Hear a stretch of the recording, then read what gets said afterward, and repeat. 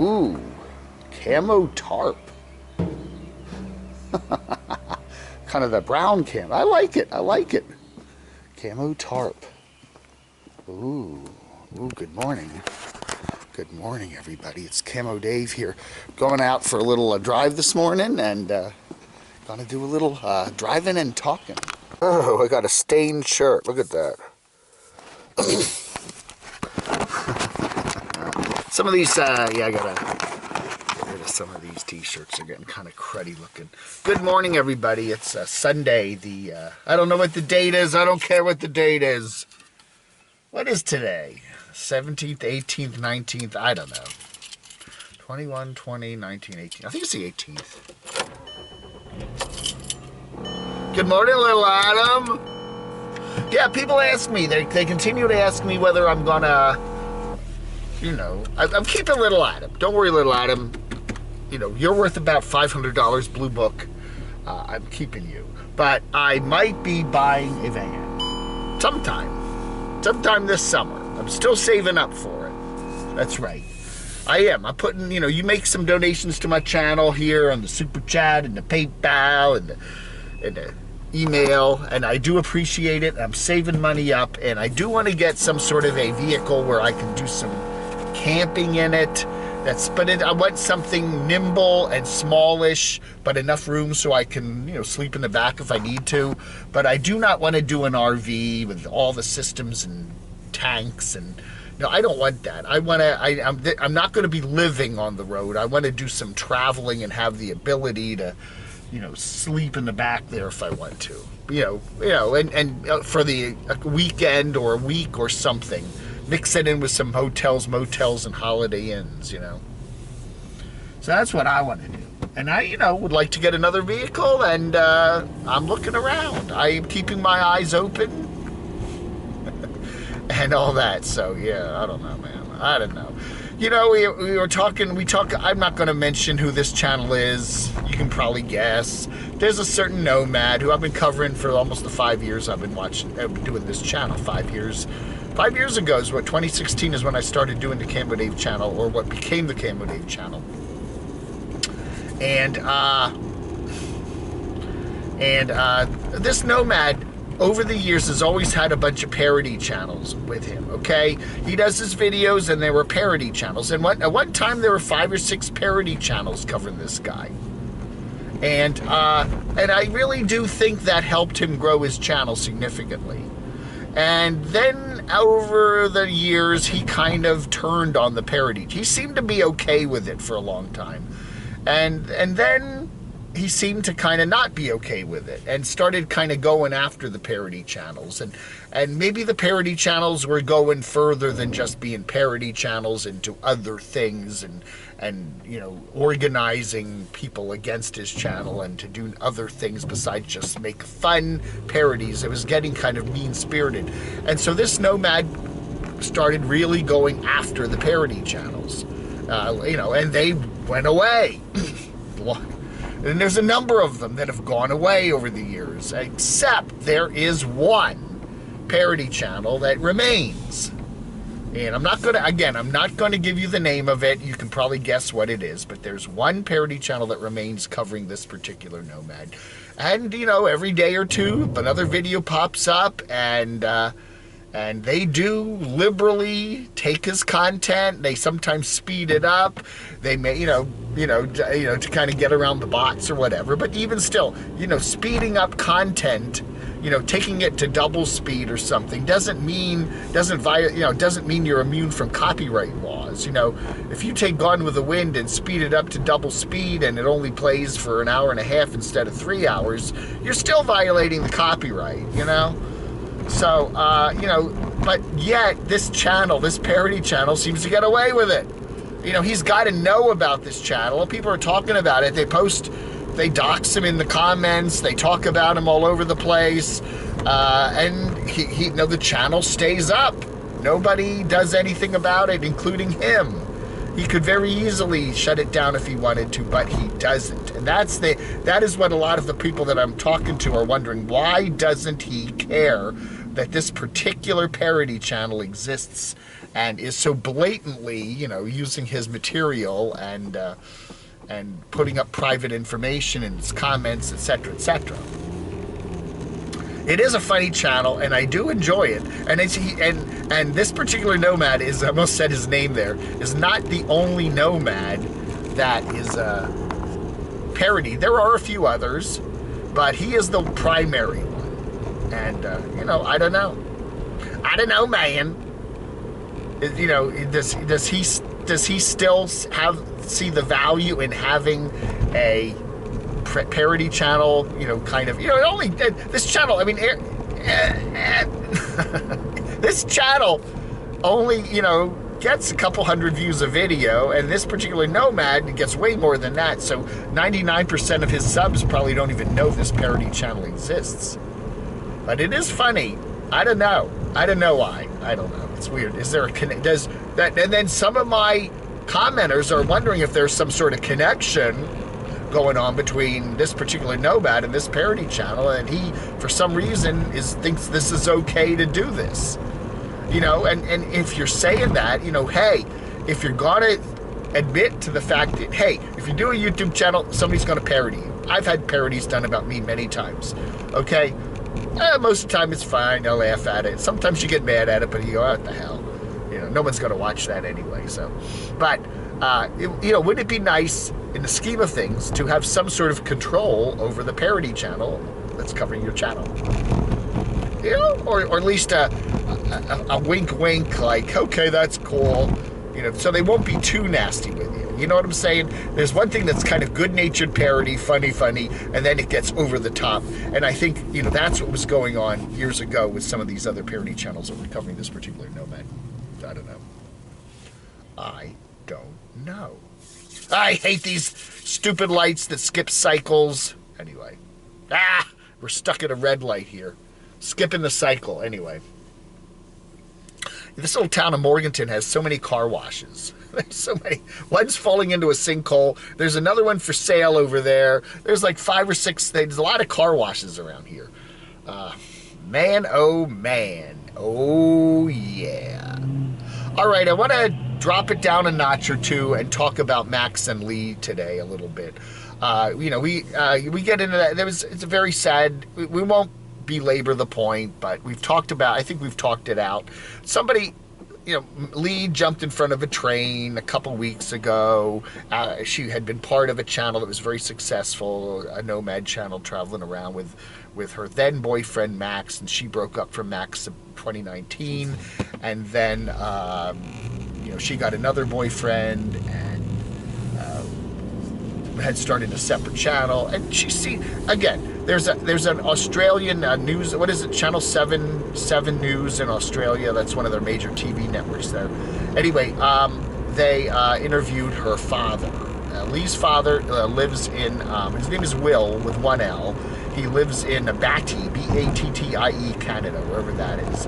Anyway, he did just say, it was really sad that, and he blames to a large degree her passing away on cyberbullies. And they do not mention his name, but they talked about a certain Nomad or certain channel that roasted her. And of course that was Dave 2D, who's now changed his channel name to Dave 3D or Tony 3D.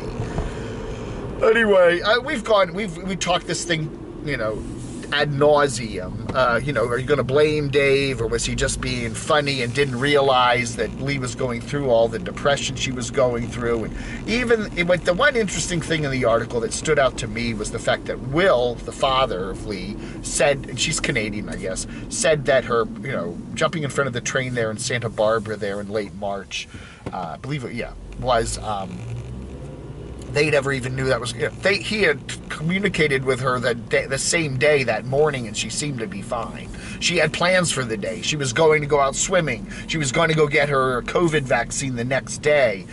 So it was not like at that moment she was planning on taking her life. That something happened later that day that caused her to do that. But that in the morning before she did that, the day she did that, she seemed like she was fine. And that is the very scary, tricky thing about depression and stuff like that, is that, people don't always show any symptoms of it, at least immediately, and they don't communicate, and then boom, they do something on an impulse or something.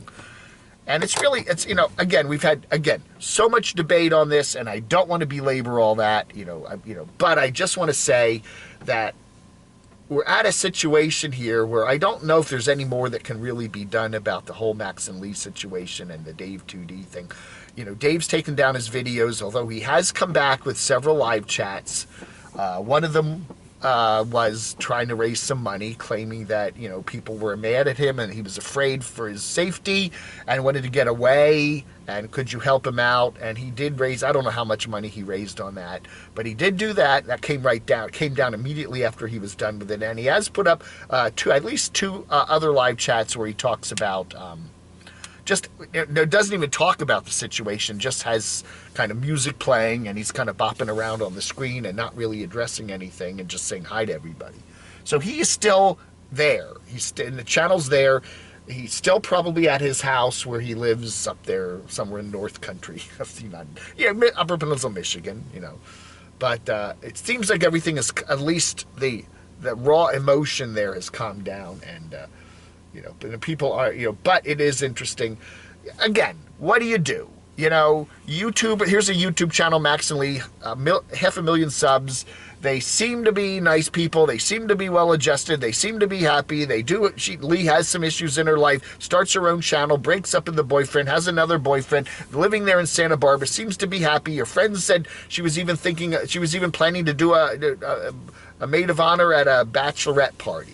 So she had plans. She had plans for the day. She had plans for the next day, going to get her COVID vaccine. She had plans later to be in this wedding party. So she, it wasn't like she was overtly thinking about jumping in front of the train. And then what do you do? How do you deal with this? I mean, how do you just say, okay, no more comments on YouTube, turn all the comments off, nobody says anything bad about anybody? I don't know. I don't know. It's a sad, sad situation, and I honestly don't see much of a remedy for it, other than if you're suffering from depression. You really need to communicate it and let people know. We do not know the back channel between Dave and Lee, whether they were talking to each other, whether Lee had sent messages to Dave asking him, please. You don't know this, and my audience doesn't know it, but, I've got some issues here, and I would really appreciate it if you didn't talk about me. Did she write that letter or email or phone call? I don't know. We don't know. And that would change, obviously, our whole view of this situation about whether we want to, a lot of people either blame Dave or blame, or whatever, or don't blame Dave, I don't know. It's very confusing. It's a sad situation. And I see that with my channel. I'm hoping most of the people that I talk about take this in good-natured fun. But everybody has a down day now and then. And, I don't know. As Mr. Lamont, Mr. Black Bigelow said, you don't need a permanent solution to a temporary problem, and that's what that is. When you jump in front of a train, it's a permanent solution to what is most likely certainly going to be a temporary problem. And who knows, the next day you may wake up and feel a little better, and there's treatment for what you're going through. And so, yeah, I don't know. It's an interesting thing. Communication. That's always the big important word in the situation here. I got to run into Wally World, get a couple things. I'll be right back. I'm back. I'm back.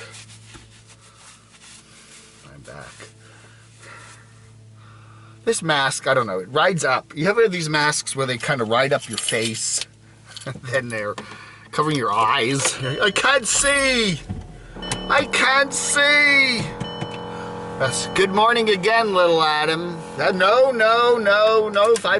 If I get a van or something, I am keeping you, because you are part of the family. Aja and John, kind of interesting to see their relationship. Apparently, they are going to go on a trip to Oregon. I guess the Bend area, Bend, Oregon. So. And then Aja said that she is going to come back for a little bit, and then they're going on another trip for a good chunk of the summer. That's what I'm hearing. So Yeah, I don't know. It's going to be very interesting to see how everything plays out there at Aja Acres. That's what we're calling it here.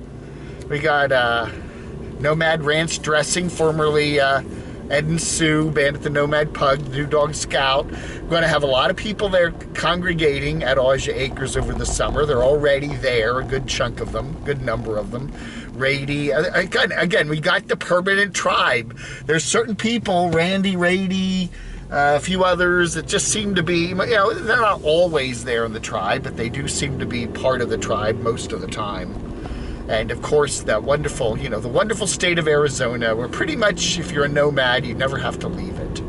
It just has just about every kind of climate you could want. North in the summer and south in the winter, high and low, anyway, so, hey, whatever, the perfect state, Arizona. Good weather almost all the time, and it's warm and chilly, and whatever you want, Arizona's got it.